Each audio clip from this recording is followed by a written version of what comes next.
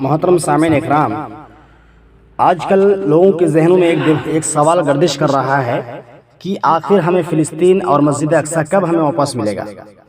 تو اس کا کیا صحیح جواب ہے؟ سابق مفتی محمد شیخ محمد امین حسینی اور وطن عزیز فلسطین کے بعض احباب کے درمیان ایک ملاقات میں یہ سوال کیا گیا کہ وطن عزیز فلسطین ہمیں واپس کب ملے گا؟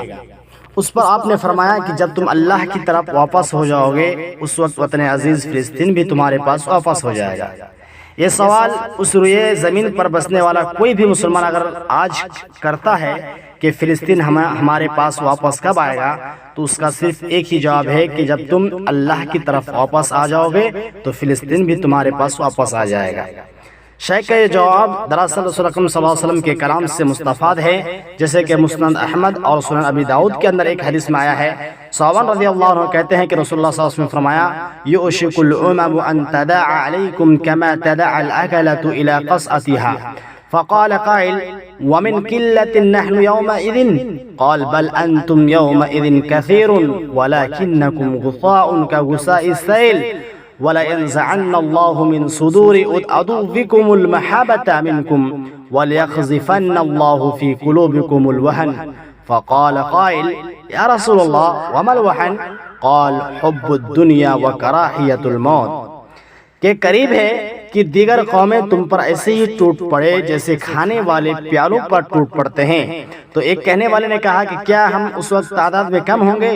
اب صلی اللہ علیہ وسلم نے فرمایا کہ نہیں بالکل نہیں، بلکہ تم اس وقت بہت ہوں گے لیکن تم سیلاب کی جھانک کے مانند ہوگے۔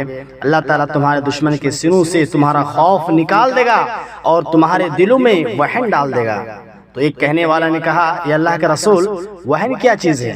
آپ صلی اللہ علیہ وسلم نے فرمایا کہ دنیا کی محبت اور موت کا ڈر۔ محترم سامعین اکرام، عزت اور شرف اسی وقت واپس آ سکتا ہے اور ہم اپنے کھوئے ہوئے مقام کو اس وقت واپس پا سکتے ہیں جب ہم اور آپ اللہ رب العالمین کی طرف واپس ہو جائیں۔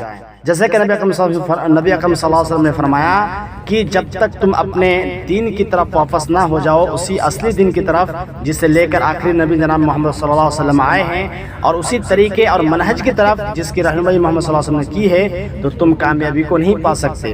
لہٰذا اگر ہم چاہتے ہیں کہ ہم مسجد اقصی مسلمانوں کے حق میں آ جائے تو مسلمانوں کے لیے ضروری ہے کہ وہ اللہ کی طرف لوٹ آئے اور اپنے دین کو مضبوطی سے تھام لے۔ شکراً، جزاکم اللہ خیر۔